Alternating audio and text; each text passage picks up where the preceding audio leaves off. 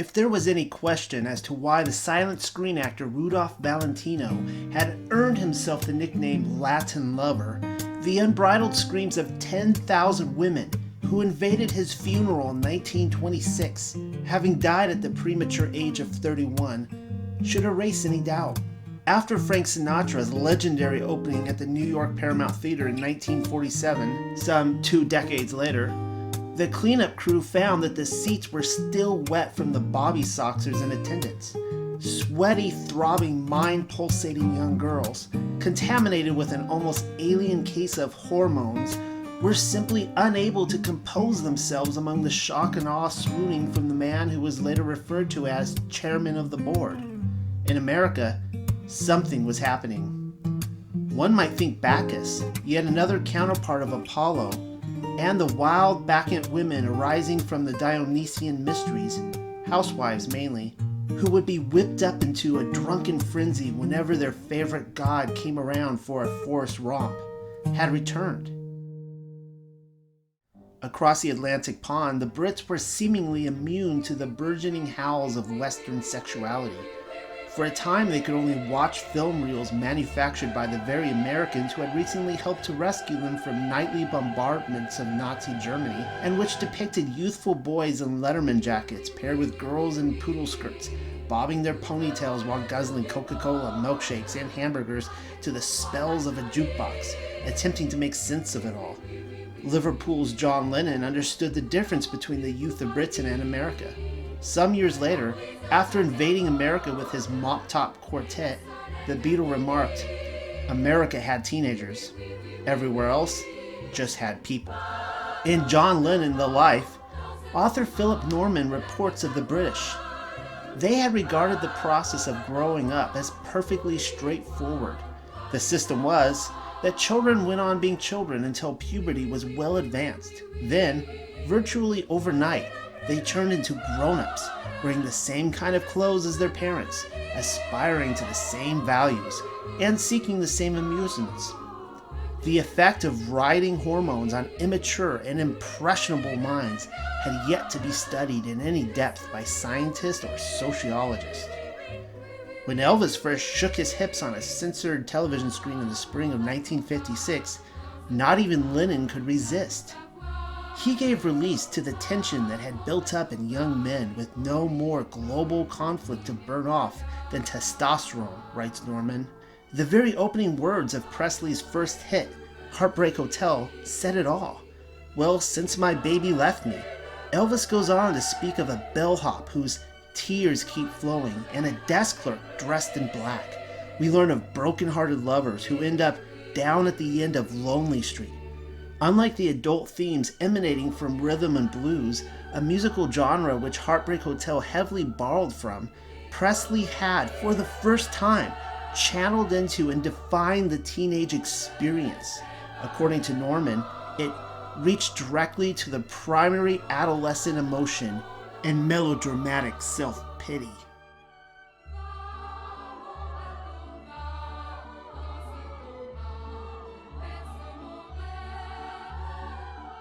We should stop and consider the absurdity of every parent's worst nightmare, the sexual alienation of their one-time innocent child, and question why it is that we consider the teenager as gifted to the human experience by our Creator, when psychologists have only recently materialized and grafted him into existence. But perhaps far more importantly, so have the capitalists. America, it seems, invented the teenager.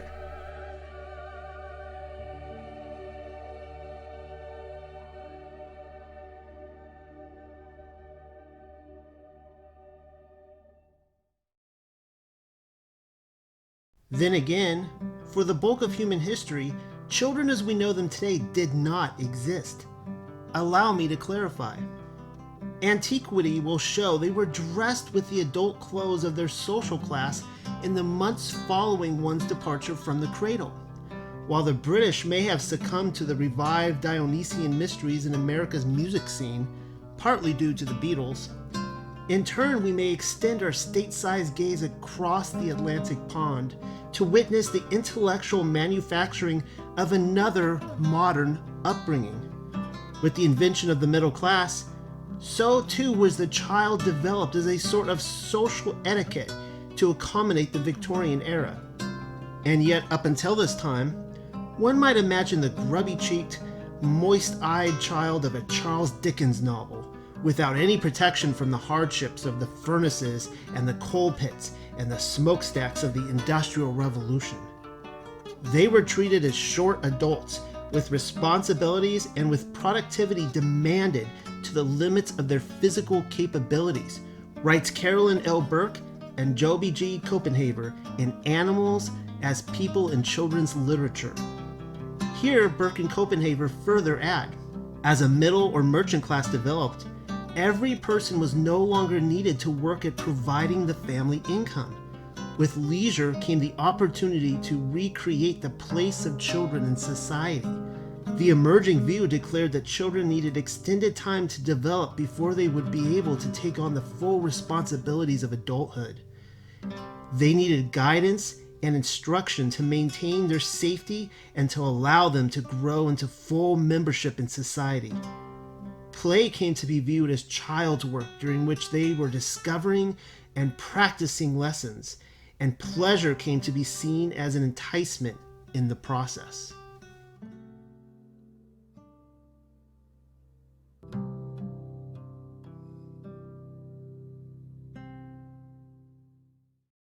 There is a rather strange spiritual phenomenon which came into being through the advent of the Victorian child.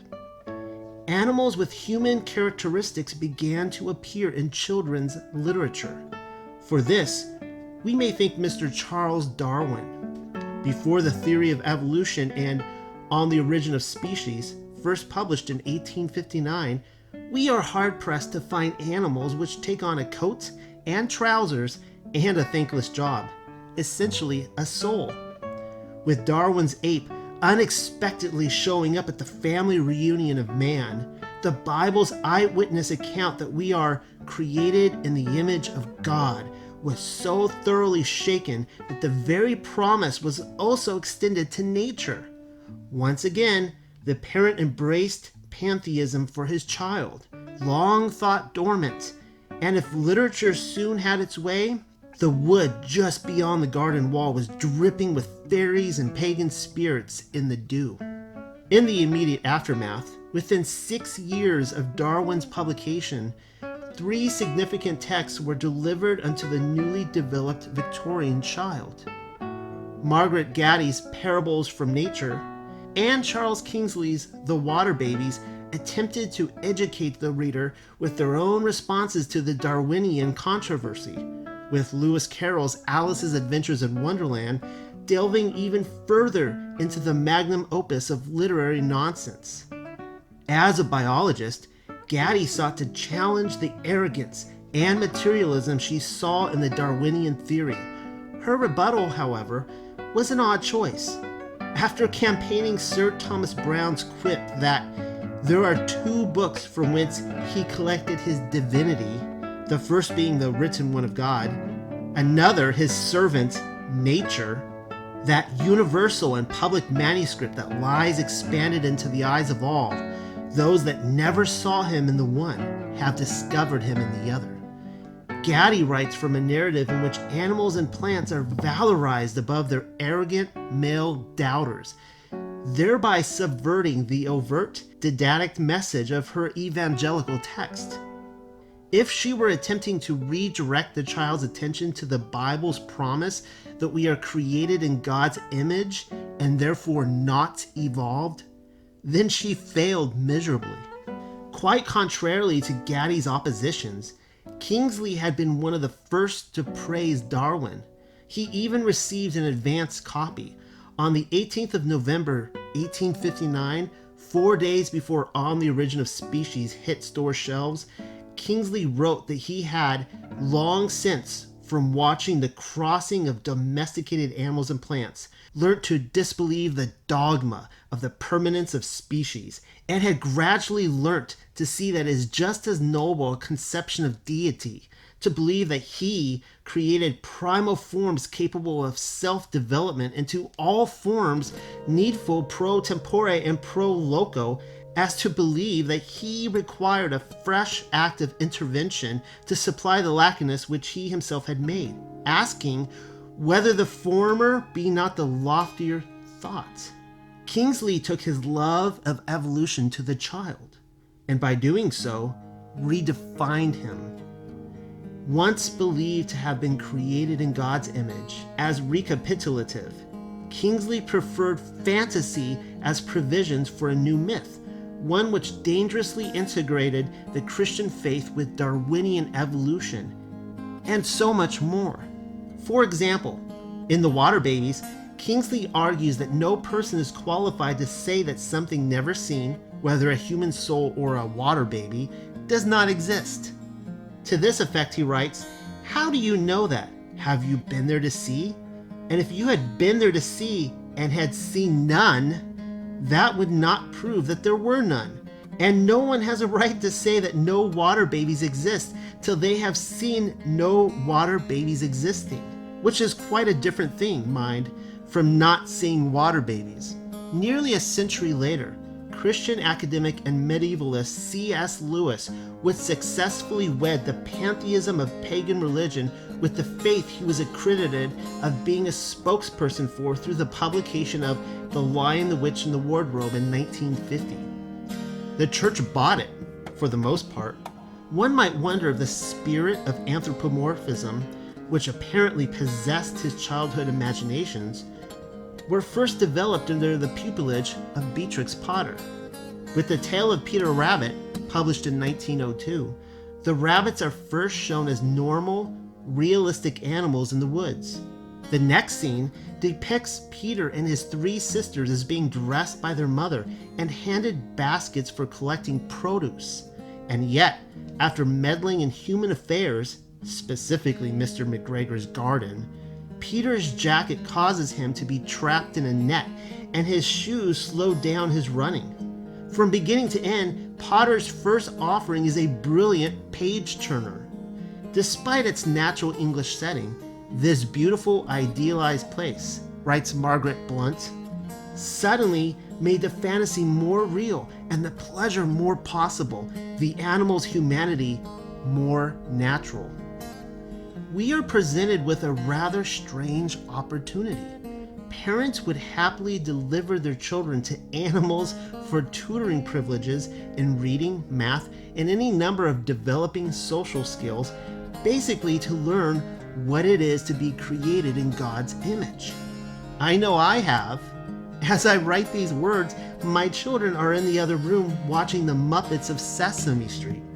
It just goes to show that today we are no better off than our spiritual forefathers, morally speaking. We have succumbed to the seemingly living, breathing, animated, and godlike idol of Babylon we call television in order that the spirit of anthropomorphism, which possesses it, may help in the process of raising them. We let animals teach our children how forward-thinking and evolutionary of us. In the bulk of Judeo-Christian history, I can't help but wonder, would the church stand for this? Would they see us as lukewarm? Would they even call our easy believism in the ways of the world moral? Most will disagree. As opinions go, I will surely find myself outnumbered. But that is nothing new. Where anthropomorphism is concerned, I have read enough in this research to conclude the psychologists are gifted at convincing us of its benefits. It is no secret that Jesus broke with human tradition.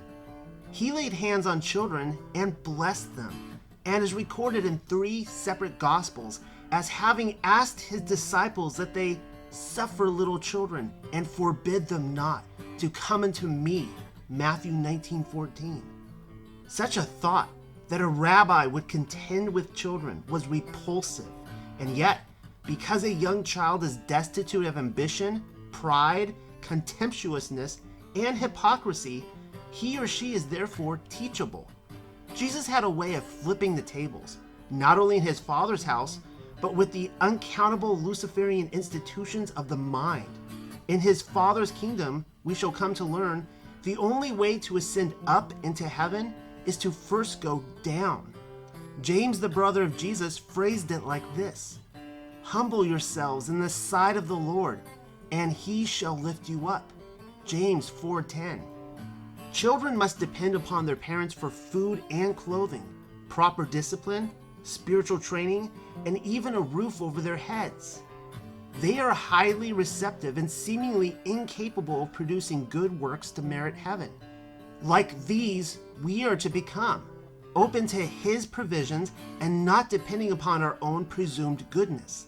This is to contrast the rich young man who thereafter approached Jesus and asked of him, "Good master, what good thing shall I do that I may have eternal life?" We are told he went away sorrowful, for he had great possessions. Matthew 19:22.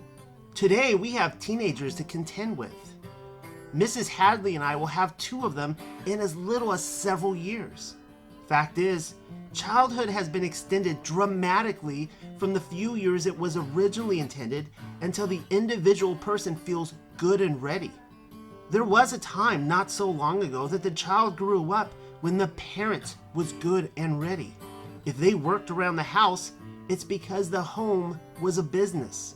The Luciferian governments of our world have certainly taken advantage of this increase.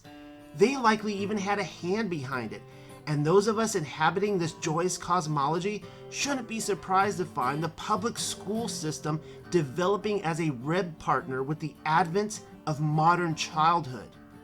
It is just like our ruling authorities to convince us we need an ever-expanding universe of time within the mind of each young person for nurturing apart from the morals of his parents.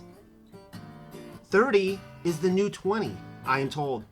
Some will say technology is to blame, others the economy, or perhaps both. The thing is, our current gauntlet of Hollywood blockbusters are movies which were once intended for children and are geared now towards a certain standard of thinking, drained of the intellectual meat which might have filled the pages of scripts in past decades.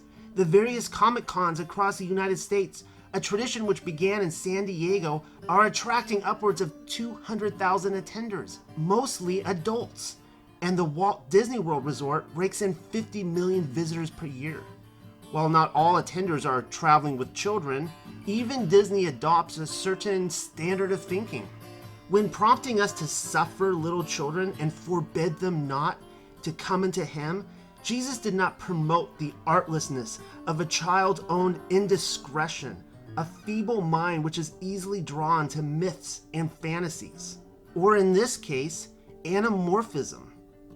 Jesus was not promoting that ever-widening gorge in a man's life, which the psychologists and the capitalists and the government may plug into and steal from. While I am in no way promoting other human institutions, particularly the excesses and cruelty of child labor, the predominant view before Victorian times that we leave the crib and the milk of our mother and digest the meat of godly maturity, backed with sound biblical doctrine, and wielding our very being with the morality of our spiritual forefathers, is most certainly a biblical attitude. Childhood is a state of mind, which Holy Writ only thinks to speak of in passing. To this effect, the Apostle Paul writes in 1 Corinthians 13:11, "When I was a child, I spake as a child, I understood as a child, I thought as a child, but when I became a man, I put away childish things." As if creating the teenager was not enough, nostalgia has become an entire industry in and of itself. Adult human souls are monetized and expected to relive childhood memories through an ever-deepening well of the mind in which, if correctly executed, we are never expected to climb out of.